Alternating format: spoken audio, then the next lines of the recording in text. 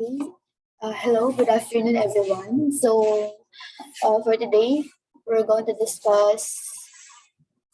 We'll discuss Chapter 5, Quantitative Research Design and Methodology of Practical Research 2, Lesson 3. Okay, but before that, let me check if you can hear. If you can hear me and if you can see my screen. Anyone can see my screen? Okay, so it's a yes. Okay, so let's proceed. Okay, so for the lesson 3, research instruments for quantitative research. Let me know if medyo choppy kasi may electric fan next to my laptop.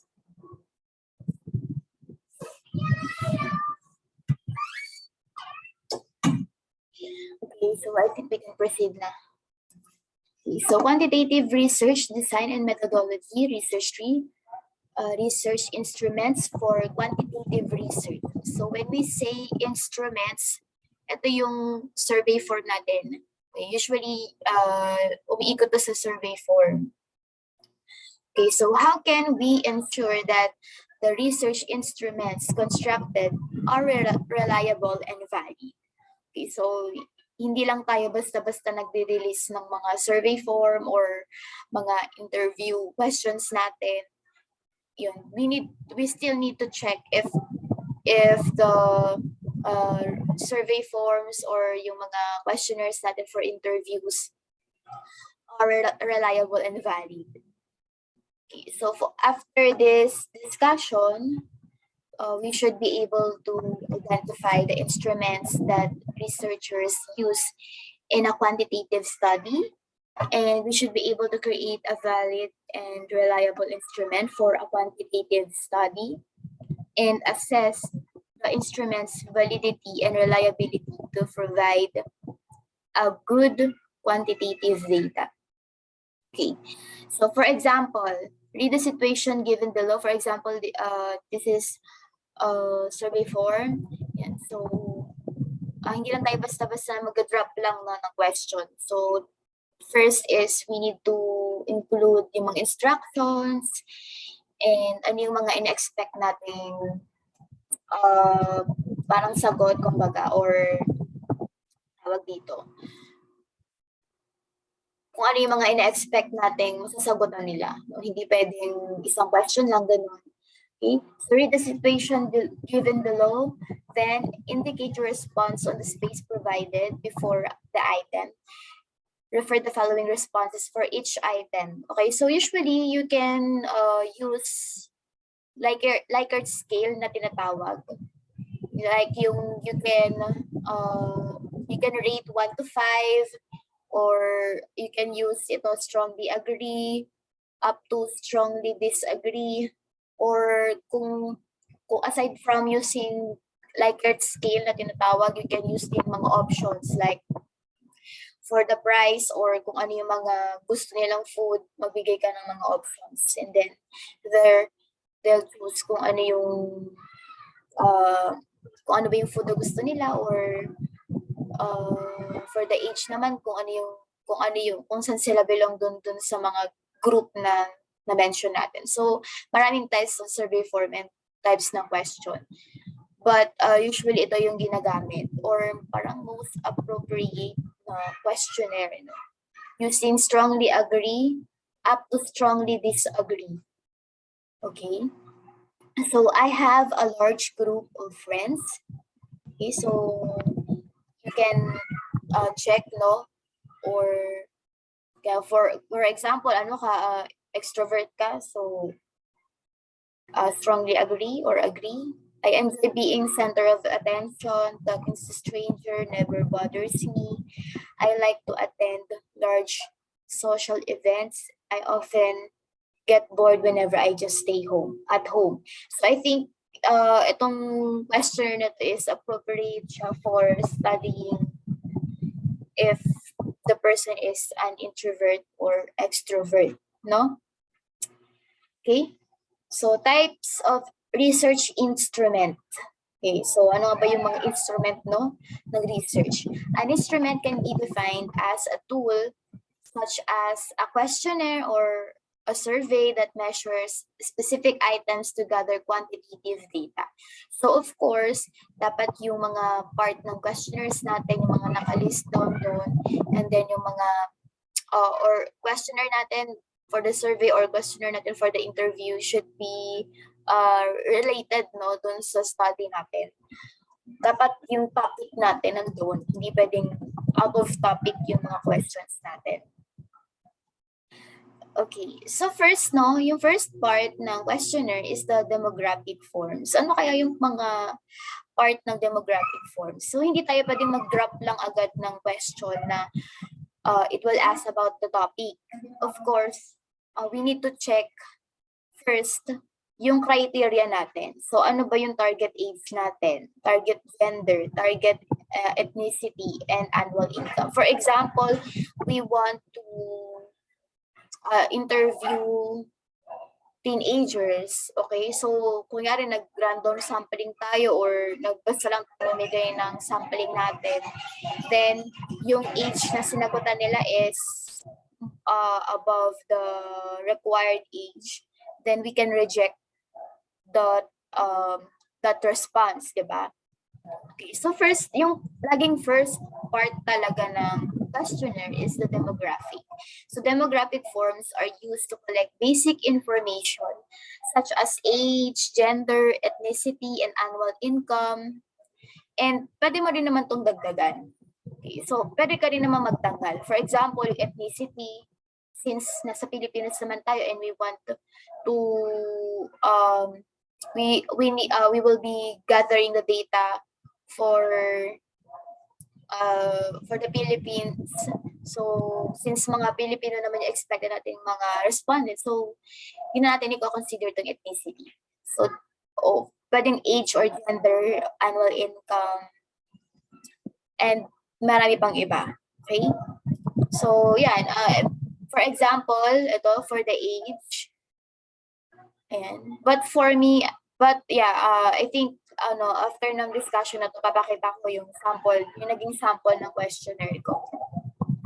Okay, so for the age, pwede kayong gumamit ng range, but you need to defend bakit ka gumamit ng range ng age. For example, sa akin, yung age kasi na akin is from 20 to 59 years old, and then 60 and above. So, pwede kang gumamit ng range or pwede silang maging specific such as this. Like, isusulat na lang nila yung age nila. For the gender, male, female, prefer not to say. Civil status, single, married, and widowed. Okay. So, yung single, hindi pwedeng kahit yung girlfriend or boyfriend lang, as long as hindi ka married or hindi ka nagpakasal, you still be considered as single. Okay, unless kung tawag dito, yung mga partner like live-in partner na legal naman. But yeah, if we are talking about civil status, yung mga single, as long as hindi pa kasal, civil man or church, so we will still consider single. Okay.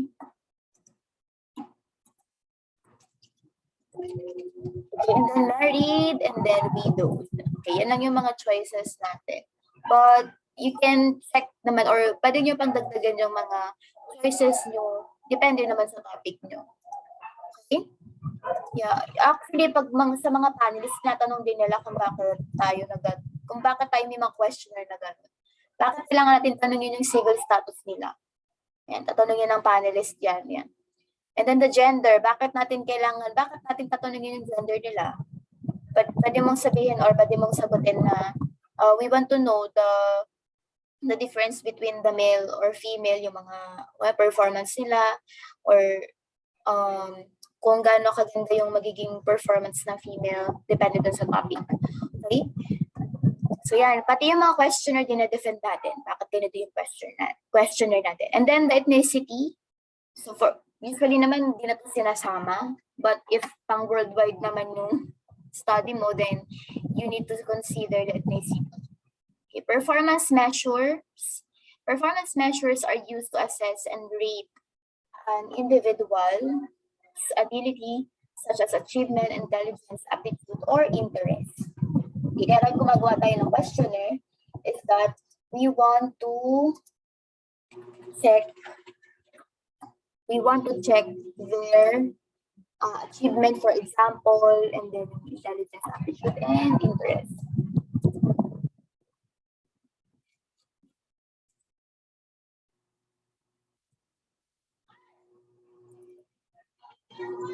Okay.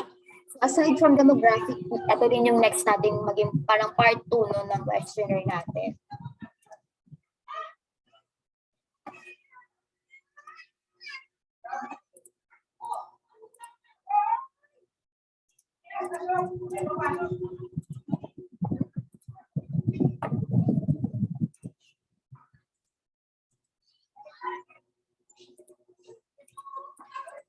Okay, attitudinal measures are an instrument used to measure an individual's attitudes and opinions about a subject. Usually, ano to parang bihira siyang gamitin sa quantitative. Usually, ginagamit to sa sa qualitative study.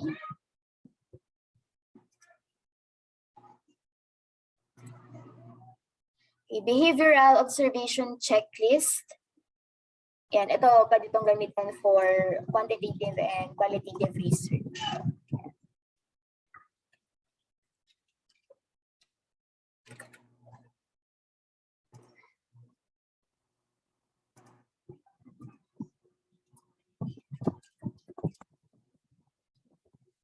So behavioral observation checklists are used to record individuals' behaviors and are mostly used when researchers want to measure an individual's actual behavior. So maraming types ng behavior na pwede nating i-check. Like, for example, study habit for the students, or actually ginamit ko rin to for the financial behavior. Factual information documents are assessed to tell information about the participants' documents, such as available public records.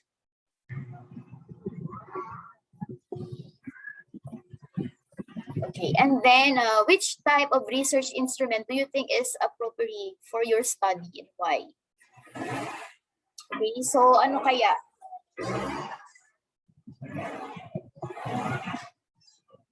Okay. So which type of research instrument do you think is appropriate for your study and why? Okay, usually di talaga nawawala yung demographic forms, yung the first part. But yeah, you can use performance measure at the attitudinal measures, behavioral, and then factual. Depende, no, kung ano yung appropriate study, no. Constructing research instruments for quantitative research. So how to construct research instrument? So state your research objectives. And then parang sa statement of the problems, through that, makaka-create ka na ng questionnaire. Kapag maayos na yung statement of the problem mo, yung objectives mo, through there, lalagyan mo na lang ng mga options or Likert scale. Okay, so state your research objectives, ask questions about your objectives, gather the required information, and formulate questions. So again, yung questionnaires natin, may backup din yan. Okay, so yung mga pang-defend natin dun sa questionnaire natin, ilalagay ulit natin yan sa review of related literature. Okay, bakit ganito yung question na ginamit mo? Anong basis mo? So you cannot just create question without any basis. Okay, so yun. General rule in constructing a research instrument is that it must ensure that the questions in the instrument are relevant to the objectives of the study. Okay, so for example, ito yung objectives natin. So first is to explore employees' definition of health and wellness, and to identify the strategies to implement the health and wellness program in the company, and to develop an objective measure in evaluating an employee's health and wellness. Okay, so ano yung mga related questions na pwede natin itanong? Using these objectives. For example, how different employee define health and wellness. And then in an employee's perspective, what activities promote health and wellness? Ayan. And then through there, magre-research tayo ulit na which we can include in our RRL. For example, paano natin ma-define or paano natin ma-differentiate yung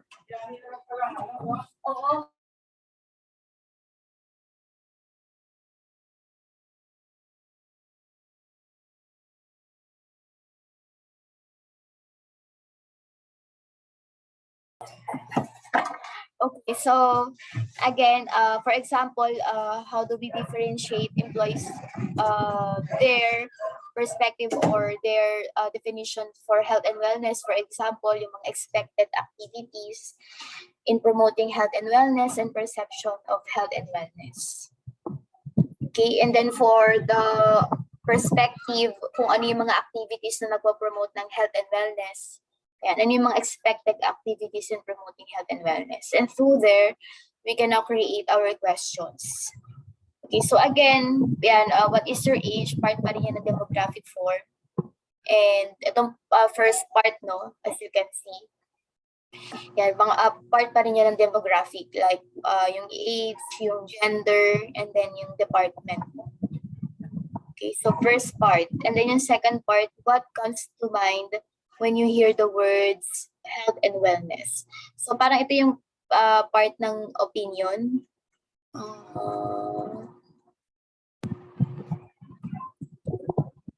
Ayan, so attitudes and opinions about the subject.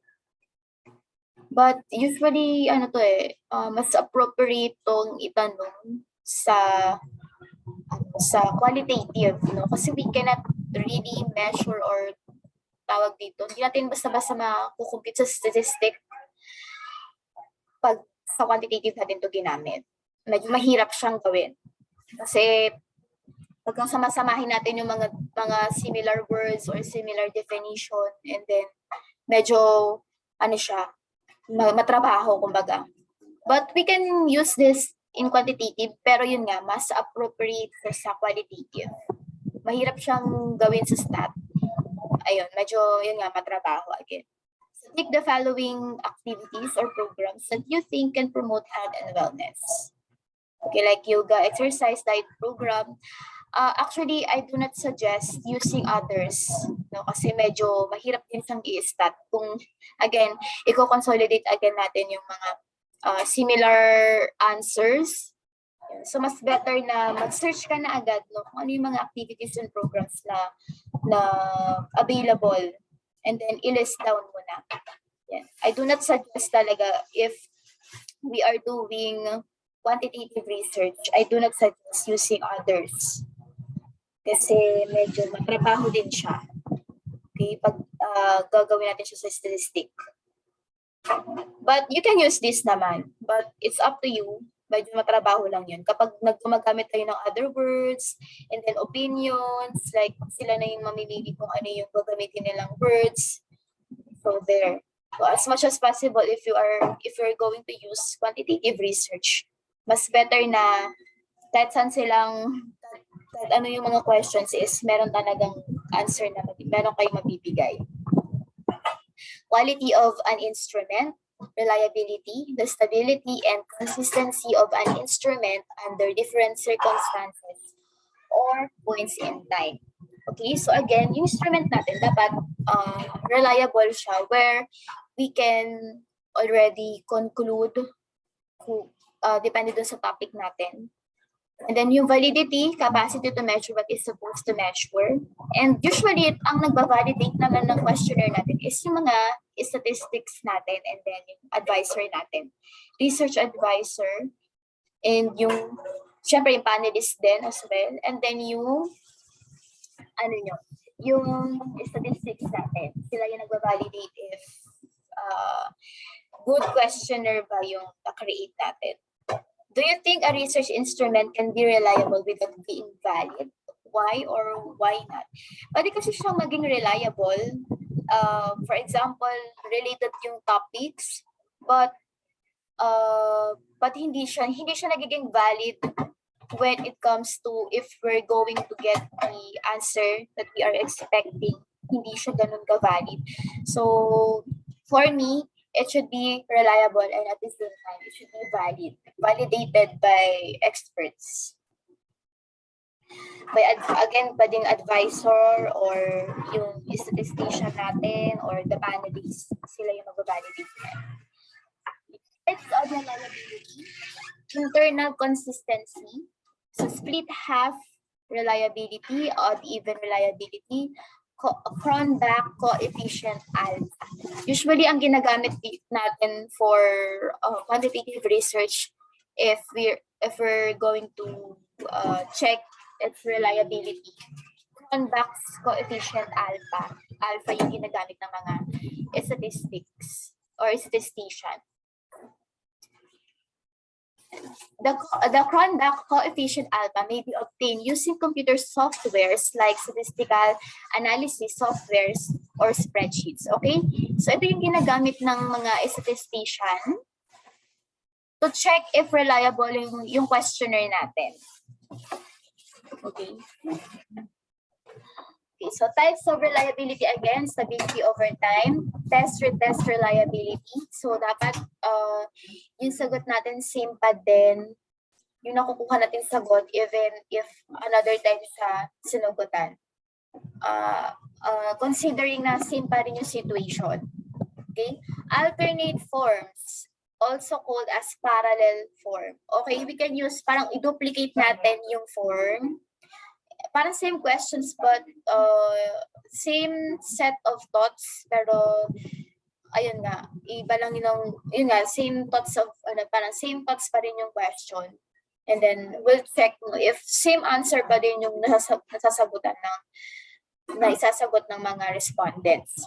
Parang pipili ka lang siguro at least 10 or 20 na respondent for testing lang ng questionnaire.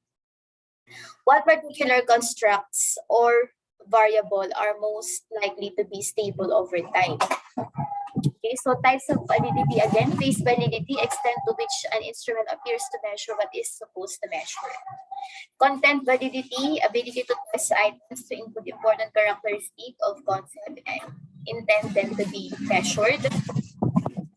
Criterion validity tells whether a certain research instrument can give the same result as other instruments. Okay, so dapat kung same questions lang naman, iba lang ng location, at least halos same pa rin yung magiging answer natin with other study din. Content validity examines whether a specific instrument relates to other measures. Okay, so a valid test is always reliable, but a reliable test is not always valid. Okay, so if validated yung test natin by a statistician, then we can conclude na reliable na siya. Kasi i-check niya i-check kasi siya ng advisor mo. So they'll check if kung consistent pa yung question natin sa topic natin, and then if yung expected ba natin sagot is makukuha natin. So ganun, no? Yung again, valid test can be reliable, but reliable test is not always valid. So analyze the situation. To measure the participants' conscientiousness level, the researchers used the Young Adult Conscientiousness Scale by Ortega 2020. The higher the score on this 20-item scale, the greater consciousness of the student. So parang may questionnaire sila just to check if yung consciousness ng mga students. So the instrument was reported to have a good internal consistency with the Cronbach alpha equal to 0.92 or 92%. The instrument was correlated to a scale called Study Habits Inventory. So aside from Cronbach alphas equal, to 0.92, select then no, if correlated siya dun sa another study or another questions used in this study, habits inventory. A significant correlation was found between two research instruments. Okay, so just to wrap up, research instruments for quantitative studies mostly have 5 general types: demographic forms, performance measures, attitudinal measures, behavioral observation checklists, and factual information documents. The quality of a research instruments can be determined by its reliability and validity. Reliability is defined as the stability and consistency of an instrument over a period of time. Validity pertains to the extent where an instrument accurately measures what it's supposed to measure.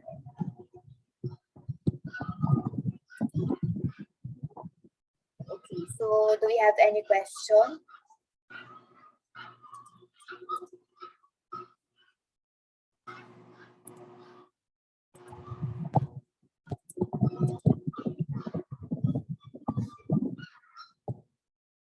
Okay, so if none,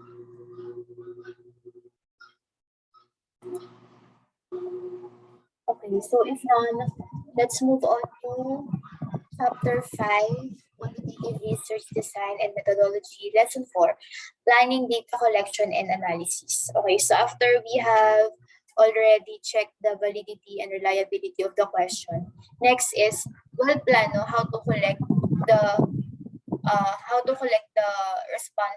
responses and how to analyze those responses. What are the different data collection methods? How can we ensure that the collection method is appropriate for the research study? Okay, so after this lesson, we should be able to identify the different data collection methods for quantitative research and then evaluate the selected data collection method in a quantitative research and then apply appropriate data analysis based on the data collection method used. Okay, so there are types of data collection methods. First is the questionnaire, experiment, quantitative observation, quantitative interview. So what are some differences between the data collection procedures and quantitative and data collection procedures in quantitative and qualitative research? Yung quantitative kasi, parang close-ended questions, and then this can be done through Google Forms lang or mag-print ka lang ng questionnaire and then ipamigay mo lang yung questionnaires mo. That can be done. That can be okay na. And then while in qualitative kasi, since this is an open-ended question, parang interview talaga yung most appropriate na na data collection or parang procedure in collecting the responses. So interview. Okay, so a questionnaire is composed of a written list of item questions wherein the participants can answer independently. So while in the experiment, an experiment is designed to test hypotheses under controlled conditions and involves the manipulation of variables. So 3 types of instrument. We have already discussed this one. We have the laboratory, field, and natural. Quantitative observation. Observation is a process wherein researchers purposely and selectively watch or listen to an occurring interaction or phenomenon. For example, ito yung nangyayari kapag we want to check if mabenta yung isang item or yung store. So instead na magbigay pa tayo ng mga questionnaire, sino-check na lang natin kung sino yung mga pumapasok dun sa store and then mga nag-check out kung gaano kadami. And that can do na. Quantified by using rating scales and checklists. Quantitative interviews are also called standardized interviews or survey interviews because of their similarity to a survey question and answer format. So again, ito yung quantitative interviews usually talaga close-ended na siya. Like wala na siyang mga follow-up questions. So for evaluating data collection methods, so data collection procedure must be ethical, it should be standardized, and then reduce threats. Okay. Yan nga, para malaman natin na with the standard yung questionnaire natin, syempre, ayun, ang backup natin is yung mga review of related literature natin. Like for example, na-discover natin na this type of questionnaire is being used for several studies na. So, ayun, kumbaga, na-check na natin na standardized yung ginamit natin. Data collection. Why do research studies need to be ethical? In a way na ethical siya in a way na hindi natin minamanipulate yung answer natin. Okay, for example, sa survey, pinipili natin yung mga sasagutan kasi nga ito yung maaari niyang isagot kasi ito yung gusto natin, ito yung ina-expect nating sagot.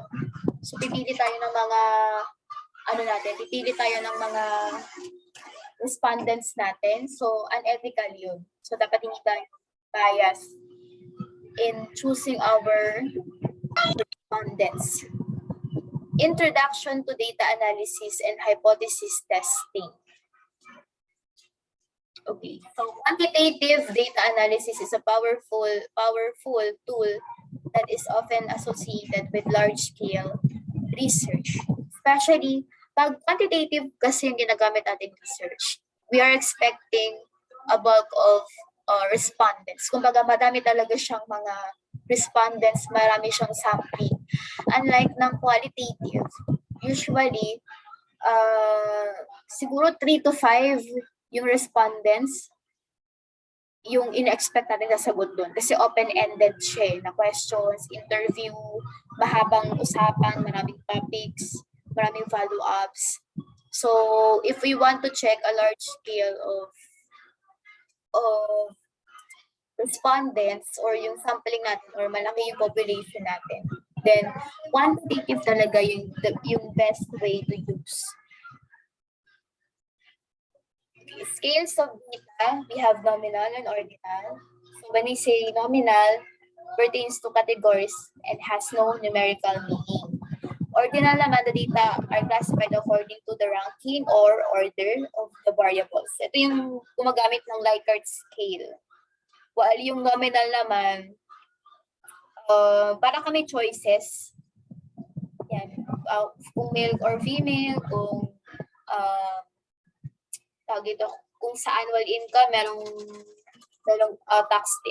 income tax table na basihan. Ayun. Kumbaga para may choices sila. And hindi masyadong related sa isa't isa yung choices. Kapag ordinal naman, yan, parang ranking siya or we are using Likert scale na tinatawag na rate to 1 to 5, excellent to poor, and then strongly agree to strongly disagree. Interval scale assumes that there is an equal interval between each data point, measuring temperature using Fahrenheit scale. Ratio naman indicates that there is an absolute zero, that the characteristic of 3 scales above also found in interval scale, like distance, price of goods, weight. Okay, so for the statistics, we have descriptive and inferential. When we say descriptive, this simply summarizes the data by presenting it into more manageable means. While inferential naman enable researchers to test their hypothesis and conduct regression analysis. Sa summarizes naman, ito, parang we are just using median, mode, and mean. While for the inferential ano to, parang meron talagang statistical na formula na ginagamit. Okay, numerical data from quantitative research can be analyzed or performed using computer programs. Nowadays kasi meron ng mga software na mas mabilis nating nako-compute yung mga results natin. Like unlike dati na mano-mano natin kino-compute yung statistic. So I think baka ma-introduce sa inyo yung statistic and probability, yung SPSS or PSPP na tinatawag. Software na ginagamit for statistic. Like diba? Like nung high school, pinagmano-mano kayong mag-compute ng statistic for the statistic subject. Yung pala, meron palang nag-exist na software na in just one run, nandun na lahat yung sagot for everything. Like yung mean, median, mode, and then yung mga t-square and etc. Hypothesis testing allows researchers to test their assumptions. So the two types of hypothesis are the null hypothesis and the alternate hypothesis. Usually, ang ginagamit talaga natin is yung null hypothesis, yung negative. Diba, meron tayong statement of the problem or the objective, and then we are going to convert it into a negative statement, and that can be our null hypothesis. Like for example, there is no correlation or relationship between these two variables. Yan, laging siyang may no.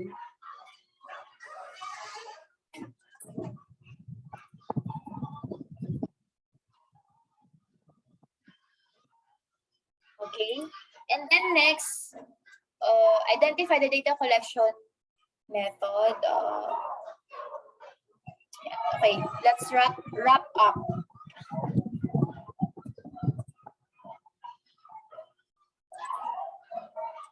Okay, most common types of data collection methods used in quantitative research are the questionnaire, experiments, quantitative observation, and then quantitative interviews. Data collection method must be evaluated by its ethical considerations, standardization, and then how the researchers reduce threats to their data. The scale of data arranged according to complexity, our nominal, ordinal, interval, and then ratio scale.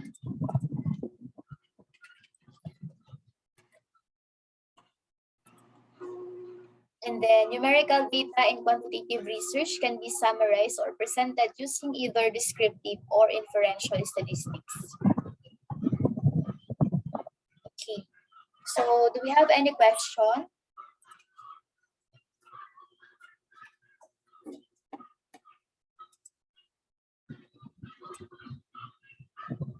Okay, so if none, then dalawang lesson lang naman tayo for today. And yeah, I can now dismiss the class. Thank you, everyone. And happy Friday. Thank you po, ma'am. Okay, bye. Thank you. Thank you po, ma'am. Salamat po, ma'am.